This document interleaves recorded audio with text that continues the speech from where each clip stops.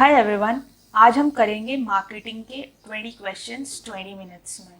जैसा कि आपको पता ही है किसी भी कंपैटिटिव एग्जाम के लिए टाइम कितना इम्पोर्टेंट होता है। तो चलिए बिना समय गंवाए स्टार्ट करते हैं। Holistic marketing focuses on the shareholders, stakeholders, customers या फिर आपके एम्प्लॉयज़। पहले तो ये समझ लेते हैं कि आखिर होलिस्टिक मार्केटिंग होता क्या है। हमको ये पता है कि मार्केटिंग का बेसिकली एम है कि जो कस्टमर है उसकी नीड्स को सेटिस्फाई करें, राइट। तो ये मार्केटिंग का मतलब है। लेकिन हॉलिस्टिक मार्केटिंग की जब हम बात करते हैं तो हम यहाँ पे सिर्फ कस्टमर्स को नहीं देखते हैं। यहाँ पे हम हमारे जितने भी स्टेक होल्डर्स हैं, चाहे वो हमारे सप्लायर्स हों, ओके, कोई भी वेस्टेड इंटरेस्ट हो जिसका हमारी कंपनी में इंटरेस्ट हो, इन्वेस्टर्स हों, उनको ध्यान में रख के जो मार्केटिंग की जाती है उसे होलिस्टिक मार्केटिंग कहते हैं। तो इसका करेक्ट आंसर है B, that is stakeholders. Now the next question is, which concept led to the evolution of marketing concept? The production concept, the stakeholders, the selling concept or both A and B? तो देखो, marketing ऐसे ही एकदम से नहीं आ गया, इसके पीछे evolution थी। तो सबसे पहले प्रोडक्शन कॉन्सेप्ट आया, मतलब कि जो प्रोड्यूसर्स थे वो मानते थे कि ज़्यादा से ज़्यादा हम प्रोड्यूस करेंगे। उसके बाद हमारा आया प्रोडक्ट कॉन्सेप्ट, जिसमें वो मानने लगे कि अब हमें क्वालिटी पे भी फोकस करना होगा। देन फाइनली सेलिंग कॉन्सेप्ट आया। सेलिंग कॉन्सेप्ट में वो फोकस करने लगे प्रमोशनल टूल्स पे, जैसे एडवर्टीजमेंट हो गया आपका, सेलिंग और सेल्स प्रमोशन हो गया आपका, राइट। तो ऐसे ऐसे टूल्स पे वो फोकस करने लग गए। तो उसके बाद फाइनली मार्केटिंग कॉन्सेप्ट आया, जिसका एम था कि कस्टमर को सेटिस्फाई किया जाए। कैसे? आफ्टर सेल्स सर्विस दे के उसे, right, repairs, maintenance service, warranty, guarantee, ये सब सारी चीज़ें मार्केटिंग में आ जाती हैं। So the correct answer for this is the selling concept. Now, the next question is, what all can be marketed among the following? इन सब में से हम किन चीज़ों की मार्केटिंग कर सकते हैं? Events, ideas, place, all of the above. देखो, हम हर चीज़ की मार्केटिंग कर सकते हैं, चाहे वो इवेंट्स हों, आइडियाज़ हों, चाहे वो कोई जगह ही क्यों ना हो। देखो, मैं एक एग्जाम्पल से आपको समझाती हूँ कि लेट्स से दिल्ली में इंटरनेशनल बुक फेयर हो रहा है, ठीक है। तो वो एक इवेंट है ना, तो उसकी मार्केटिंग कैसे हो सकती है? न्यूज़पेपर में हम एड्स देखते हैं, राइट, कि यहाँ इस जगह पे इंटरनेशनल ट्रेड फेयर या बुक फेयर हो रहा है, तो आप यहाँ के लिए टिकट्स बुक करा सकते हो, राइट। तो ये एक इवेंट है, इसकी भी मार्केटिंग हो रही है। आइडियाज़ की भी हो सकती है, आपके दिमाग में कोई भी आइडिया है, आप उसको प्रमोट कर सकते हो किसी भी चैनल के through, that is print media के थ्रू भी, ओके, एंड कोई भी मीडिया आप ले सकते हो। उसके अलावा प्लेस, यस, हम कितने एड्स देखते हैं, टीवी में हो या फिर आप ब्रॉडकास्टिंग मीडिया, ओके, रेडियोज़ में कितने एड्स सुनते हैं, किसी प्लेस का प्रमोशन हो रहा रहता है, जैसे राजस्थान, गुजरात टूरिज्म, ये सब क्या है? This is marketing. तो सब चीज़ों की इनमें से मार्केटिंग हो सकती है। So option D is the correct answer. Now the next question is, who is known as the father of modern marketing? तो मॉडर्न मार्केटिंग का फादर किसे कहते हैं? Peter F Drucker, David Ricardo, Philip Kotler या Pigou? C, हमको पता है कि मार्केटिंग के जो फादर हैं वो सर फिलिप कॉटलर है, राइट। मॉडर्न मार्केटिंग के भी सर फिलिप कॉटलर ही हैं, right. So the answer is Philip Kotler, that is option C for this. Now the next question is, among the following what has an irregular demand? Pulses, washing machine, air conditioner, both B and C? See, irregular demand होता क्या है पहले ये समझ लेते हैं। ऐसी demand जो रेगुलर नहीं है, दैट इज उसकी डिमांड कभी होती है कभी नहीं होती है, सीजनल होती है। तो इनमें से किसकी इरेगुलर डिमांड है? देखो पल्सेस तो हम हमेशा खाते हैं, वॉशिंग मशीन में कपड़े भी रेगुलरली धोते हैं ऑलमोस्ट हमेशा, राइट। देन एयर कंडीशनर हम बेसिकली चलाते हैं समर्स में, राइट। सो इसकी है irregular demand, so the correct answer for this would be C, that is air conditioner. Now the next question is what among the following has unwholesome demand. देखो unwholesome demand क्या होता है? ऐसी demand, ऐसे products की demand जो products हमारे health के लिए अच्छे नहीं हैं, हानिकारक हैं, राइट। तो इसमें से वेजिटेबल्स नहीं हो सकता क्योंकि वो तो हमारे हेल्थ के लिए अच्छी है। Alcohol, yes, alcohol is the right answer. Stationery items भी नहीं है and none of the above नहीं है, तो alcohol is the right answer for this question because वो हमारे हेल्थ के लिए बहुत इंजूरियस है। चाहे सिगरेट भी होता है इस क्वेश्चन में, तो वो भी हम राइट मार्क करते हैं। Now the next question is among many segments when we choose either a small segment or a few segments for catering that market is called differentiation, targeting, positioning, segmentation। C question हमें बोल क्या रहा है? देखो अगर late से हमारे पास एक मार्केट है, बड़ा सा मार्केट है, फुटवेयर मार्केट है मान लो, उस फुटवेयर मार्केट में हम लेट से चुनते हैं लेडीज सेगमेंट और जेंट्स सेगमेंट या फिर किड्स। तो इन तीनों में से मान लो हम तीनों को केटर नहीं कर पा रहे हैं, ठीक है, हम सिर्फ लेडीज चुनते हैं फॉर द टाइम बीइंग। तो हम क्या कर रहे हैं? टारगेटिंग कर रहे हैं, क्योंकि हम 3 सेगमेंट्स जो हमारे पास थे, that is ladies, gents and kids, उनमें से सिर्फ लेडीज को चूज करें क्योंकि वो हमारे लिए फीजिबल है, राइट, अभी के लिए, क्योंकि हम अपना नया स्टार्ट करें बिजनेस लेट से, ठीक है। So correct answer for this would B targeting. Now the next question is other name of niche marketing is segment marketing, mass marketing, micro marketing या कॉन्सेंट्रेटेड मार्केटिंग। सी होता क्या है कि हम जब टारगेटिंग करते हैं तो उसमें हम बहुत सारे सेगमेंट्स में से कुछ सेगमेंट्स चूज करते हैं, राइट। लेकिन कई बार हम क्या करते हैं कि उन सेगमेंट्स के अंदर भी कुछ कैटेगरीज बना लेते हैं।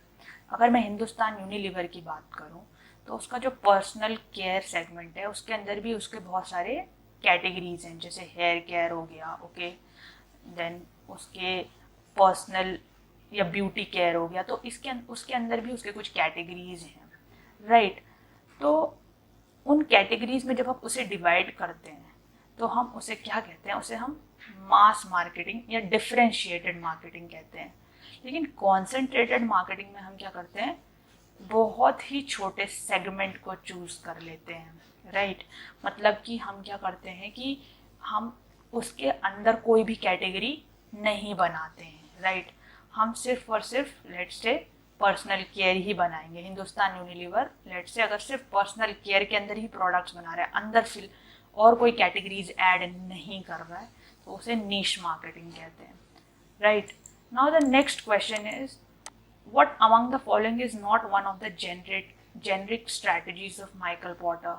See, सर माइकल पॉटर की हमने कितनी सारी स्ट्रैटेजीज पढ़ी हैं, राइट। तो ये बेसिकली कॉम्पिटिटिव एडवांटेज गेन करने के लिए बनाई गई थी। अगर हम स्पेसिफिकली जेनरिक स्ट्रैटेजीज की बात करें तो इसमें differentiation strategy, focus cost leadership, pricing focus और कॉस्ट लीडरशिप।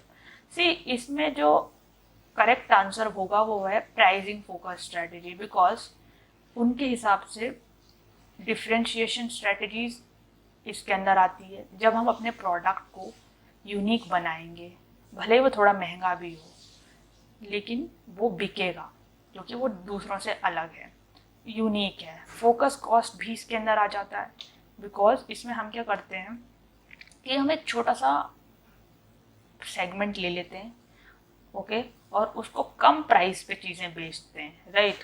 क्योंकि कॉस्ट की लीडरशिप है हमारी, क्योंकि वो सबसे कम कॉस्ट पे बिक रहा है, तो वो भी इनकी जो स्ट्रैटेजी है जेनरिक स्ट्रैटेजी उसका पार्ट है, राइट।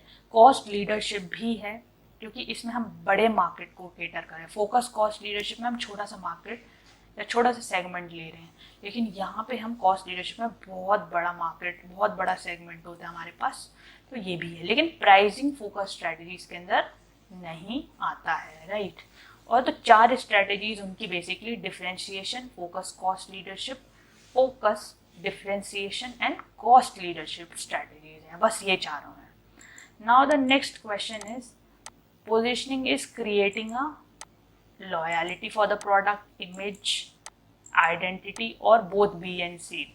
सी पोजिशनिंग का मतलब ये है कि आप अपनी प्रोडक्ट की एक इमेज बनाना चाहते हो अपने कस्टमर के माइंड में। कैसी इमेज हो सकती है वो, कैसी भी इमेज आप बना सकते हो, Ayurvedic products, health care products, and any type of image. So the correct answer for this would be option B, that is image. हमारा अगला क्वेश्चन है value positioning is related to A better quality, lower price, higher price और both A and B. So value positioning होता क्या है? देखो, positioning हमको पता है कि किसी भी प्रोडक्ट की एक इमेज बनाना कस्टमर के माइंड में, राइट। ना वैल्यू पोजिशनिंग क्या होता है? जब आप किसी प्रोडक्ट की जो है इमेज इस तरीके से बनाते हो, ऐसे दिखाते हो कि वो प्रोडक्ट सस्ता भी है और उसकी क्वालिटी भी अच्छी है, राइट, तो उसे वैल्यू पोजिशनिंग कहा जाता है। तो इसमें ऑप्शन ए में better quality, option B lower price. So the correct answer इसके लिए होगा बोथ ए एंड बी, क्योंकि यहाँ पे हम प्राइस भी कम रखते हैं, उनको ये भी दिखाते हैं कि क्वालिटी भी अच्छी है। अब हमारा जो अगला सवाल है, straddle positioning focuses on events, ideas, place या फिर नन ऑफ द अबव। देखो, स्ट्रैडल पोजिशनिंग का मतलब है कि आप जब अपने प्रोडक्ट की दो टाइप की पोजिशनिंग करते हो एक साथ, ओके। तो इवेंट्स, आइडियाज, प्लेस, ये सब की तो हम मार्केटिंग कर सकते हैं। जैसा बताया था ना आपको, कोई भी जगह हो, कोई भी फेयर हो रहा हो, कोई भी प्लेस है या कोई भी आइडिया, आप उसकी मार्केटिंग कर सकते हो। लेकिन आप स्ट्रैडल पोजिशनिंग में आप डबल पोजिशनिंग बनाते हो अपने प्रोडक्ट की, ओके, डबल इमेज बनाते हो, ओके। सो यहाँ पे कोई भी आंसर सही नहीं है, that is none of the above, option D is the right answer. अब हमारा अगला सवाल है, when a customer feels unsure of the claims of the product, it is termed as confused positioning, doubtful positioning, attribute positioning या both A and B. देखो, अगर customer आपके product से या उसके क्लेम्स से संतुष्ट नहीं है, वो उसको लग रहा है कि अरे इस, जैसे मान लो कोई हेयर फॉल का प्रोडक्ट आता है, वो क्लेम कर रहा है कि आपके हेयर दोबारा आ जाएंगे, आप इसको लगाओ, तो आपको डाउटफुल लगता है वो, राइट। तो इसका करेक्ट आंसर क्या हुआ? Doubtful positioning, right. और कंफ्यूज्ड पोजिशनिंग क्या होता है? उसमें ये होता है कि जो ब्रांड है, राइट, वो अपनी पोजीशनिंग चेंज करा रहता है, कभी कुछ क्लेम करता है, कभी कुछ क्लेम करता है, तो इससे कस्टमर कंफ्यूज हो जाता है, राइट। ऐसे एक एट्रीब्यूट पोजीशनिंग भी होता है जिसमें आप अपने जो प्रोडक्ट है उसके फीचर्स जो होते हैं ना, एट्रीब्यूट्स, उनकी पोजीशनिंग करते हो, कभी बोलते हो आपका ये वाला फीचर की बात करते हो, कभी दूसरे फीचर की बात करते हो, तो आप इसमें एट्रीब्यूट की पोजीशनिंग कर रहे हो, राइट। लेकिन कंफ्यूज्ड पोजीशनिंग में ये होता है कि आप उसकी पोजीशनिंग ही चेंज करते जा रहे हो, कभी उसे बोल रहे हो कि ये आयुर्वेदिक प्रोडक्ट है, कभी बोल रहे हो कि ये आपका है हेल्थ केयर प्रोडक्ट है, और एनी काइंड ऑफ प्रोडक्ट जो कंफ्यूजन क्रिएट कर रहा है, कस्टमर को समझ नहीं आ रहा है कि एक्चुअली में है क्या ये, right. Now the next question is, among the following which one is not one of the extra Ps of service marketing. See service marketing के 3 पीज हैं बेसिकली, ठीक है, process, people and physical evidence. Service marketing के जो 3 Ps हैं, उन 4 Ps के अलावा जो थे वो है process, people, physical evidence, right. Normal Ps तो हमें पता है, प्राइस प्रमोशन, प्रोडक्ट और प्लेस, ये तो हमें पता ही है 4 पीस। लेकिन जो 3 पीस है ना सर्विस के एक्स्ट्रा, वो process, people and physical evidence है, right. Now the correct answer is promotion for this, right? Now दूसरा क्वेश्चन है which among the following is not one of the levels और लेयर्स ऑफ अ प्रोडक्ट। कौन सी इनमें से एक layer नहीं है प्रोडक्ट की। हमने लेयर्स पढ़ी है प्रोडक्ट की, 4 लेयर्स होती हैं, ठीक है। डिफ्रेंशिएटेड इनमें से नहीं है, क्योंकि हमने पढ़ा है कि उसकी 4 लेयर्स होती हैं प्रोडक्ट की, ठीक है। जिसमें सबसे पहले आता है मेन प्रोडक्ट, जो मेन काम है उस प्रोडक्ट का। जैसे लेट्स से आप होटल में, आप कहीं घूमने गए, आपने होटल में स्टे करना है, तो आपको जो मेन चीज़ क्या चाहिए वहाँ के लिए, बेसिक चीज़ तो चाहिए ना, कि आपको सोने के लिए एक बेड मिल जाए, या फिर कुछ आपका बेसिक, जैसे अगर गर्मी है तो आपको फैन या एसी मिल जाए, मेन चीज़ है। लेकिन उसके ऊपर आता है आपका ऑगमेंटेड प्रोडक्ट, मतलब कि ठीक है, उसको थोड़ा सा बढ़ा चढ़ा के थोड़ा एक्स्ट्रा कुछ दे दिया जाए उसमें, जो आप एक्सपेक्ट, जो नहीं भी होता तो चलता। फिर पोटेंशियल तो कुछ भी हो सकता है, बहुत बहुत ही, मतलब कस्टमर से डिलाइटेड हो जाए, आप ऐसा कुछ डिस्काउंट दे दो। लेकिन डिफ्रेंशिएटेड इसके अंदर नहीं आता। डिफ्रेंशिएटेड एक बेसिकली आपकी स्ट्रेटजी है मार्केटिंग की, जो कि सर माइकल पॉटर ने दी थी, right. Now the next question is which या who formulated the various layers in a product. किसने लिए वेरियस लेयर्स जो प्रोडक्ट्स की हैं वो दी थी। Adam Smith, Alfred Marshall, Peter Drucker और नन ऑफ द अबव। देखो सर, पीटर ड्रकर ने ही जो हमारे जो प्रोडक्ट्स की वेरियस लेयर्स बताई थी, कि एक प्रोडक्ट में इन चीज़ों से वो होकर गुजर सकता है, मतलब उसमें ये क्वालिटीज़ हो सकती हैं। तो सर पीटर ड्रकर ने ये दिया था। सो आप ऑप्शन है sir C, that is option C, that is Peter Drucker. Okay, now the next question is convenience products does not include shopping goods, staples, emergency products, impulse products। देखो, convenience products does not include, क्या नहीं होता है। Convenience product होते क्या है, पहले देखो। ऐसे प्रोडक्ट जो हम इमीडिएट कंजम्पशन के लिए लेते हैं, इमीडिएट, मतलब जैसे स्टेपल्स हो गए, दालें, आटा, चावल, या फिर कोई इमरजेंसी प्रोडक्ट, ओके। कोई भी इमरजेंसी प्रोडक्ट जैसे बैंडेड हो गया आपका, आयोडेक्स, ये सब इम्पल्स प्रोडक्ट जो हम अचानक से ले लेते हैं, मार्केट जाते हैं अचानक से ले लेते हैं, क्योंकि हमें लगता है, जैसे मान लो मेरा पानी पूरी खाने का अचानक मन कर गया, ऑल दो मैं प्लान करके नहीं गई थी, लेकिन अचानक मन कर गया। देन शॉपिंग प्रोडक्ट्स ऐसे प्रोडक्ट्स होते हैं जो आप थोड़ा सोच समझ के लेते हो, राइट। वो आप टाइम टेकिंग प्रोडक्ट्स बेसिकली कह सकते हैं, होते हैं, ठीक है। तो next question is insurance products usually use what kind of appeal. Humour appeal, fear appeal, danger appeal, या फिर आपकी नन ऑफ द अबाव। देखो, इंश्योरेंस जो कंपनीज होती हैं वो कुछ अपील्स यूज़ करती हैं, राइट। अब उन अपील में कौन सी अपील वो यूज़ नहीं करती है, या यूज़ करती है बेसिकली, सो वो यूज़ करती है फियर अपील। क्योंकि देखो, इंश्योरेंस एक ऐसी चीज़, अगर आप नहीं लोगे तो कल को कुछ हो गया तो कौन, मतलब उसके लिए फिर आपको खुद बहुत सफ़र करना पड़ेगा। इसलिए आप, ये उसमें दिखाया जाता है एड्स में कि आप ले लो, आप सेफ रहोगे, right.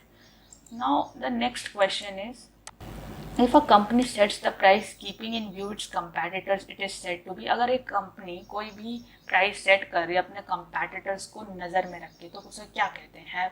Having competitive edge, using parity in pricing, competitive pricing, none of the above. देखो, इसका करेक्ट आंसर है कि इसमें देखो यूजिंग पैरिटी इन प्राइसिंग होगा इसका करेक्ट आंसर। क्यों? क्योंकि इसमें हम क्या कर रहे हैं कि हम अपने कस्टमर, अपने कंपेटिटर को देख के अपना प्राइस सेट करते हैं, लेकिन कंपेटिटिव एज करने के लिए या इस चीज़ के लिए नहीं, हम अपने कंपेटिटर के हिसाब से प्राइस सेट करते हैं, right. So the correct answer is option B for this. और चैनल को लाइक, शेयर, सब्सक्राइब कर दो।